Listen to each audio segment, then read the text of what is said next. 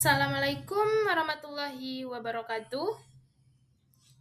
Perkenalkan, nama saya Dara Astuti Agrisia dengan NIM 5042312. Yang saya hormati Ibu Kurniati, SEMM, sebagai dosen pengampu manajemen portofolio investasi.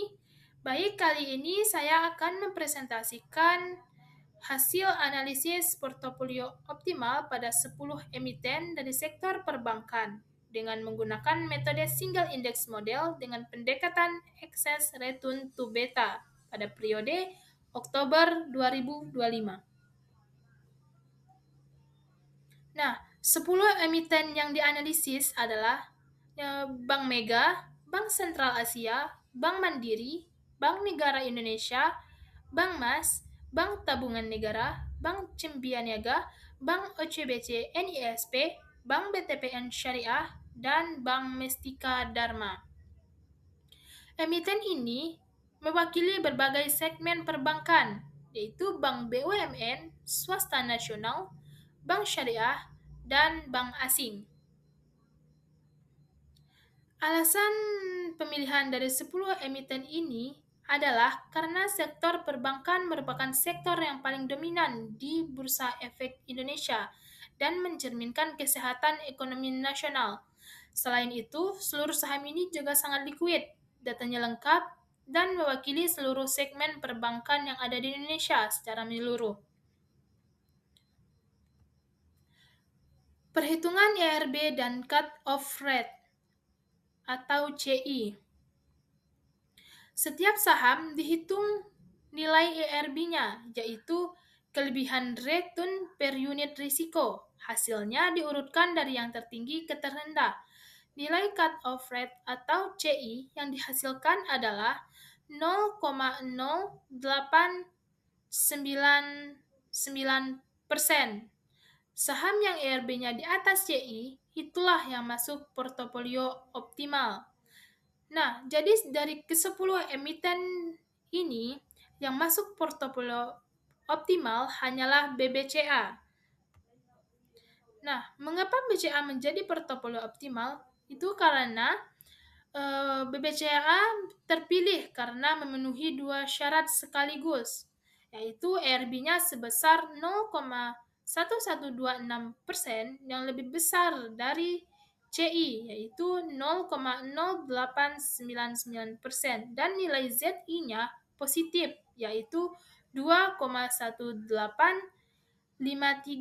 Sedangkan Bank Mega, meskipun ERB-nya lebih tinggi, tetapi betanya negatif, sehingga ZI-nya juga negatif dan harus dikeluarkan dari portofolio optimal.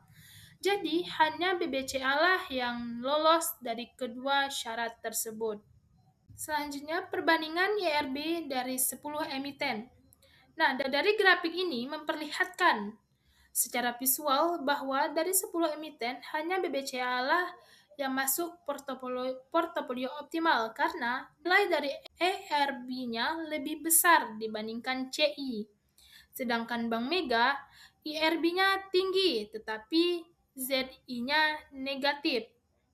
Nah, 8 emiten lainnya tidak masuk dalam portofolio optimal karena nilai CI-nya lebih besar dibandingkan nilai IRB-nya. Nah, portofolio optimal hanya terdiri dari satu saham, yaitu Bank BCA dengan bobot 100%.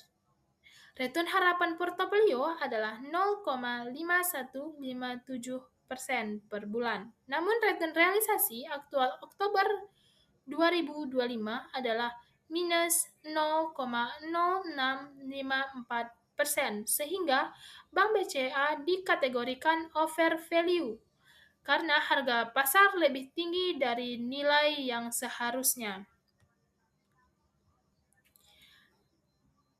Baik, dari 10 emiten perbankan yang dianalisis menggunakan metode single index model dengan pendekatan excess return to beta, hanya Bank BCA lah yang memenuhi kriteria portofolio optimal dengan IRB 0,1126%.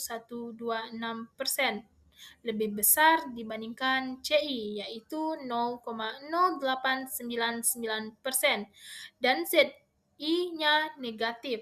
Karena hanya satu saham yang lolos seleksi, seluruh dana dialokasikan pada Bank BCA. Nah, selain itu, hasil penelitian ini juga menunjukkan bahwa pembentukan portofolio optimal tidak selalu menghasilkan banyak saham dalam satu portofolio. Pada periode Oktober 2025, kondisi pasar perbankan cenderung kurang mendukung, sehingga sebagian besar saham memiliki return yang belum mampu mengimbangi risiko.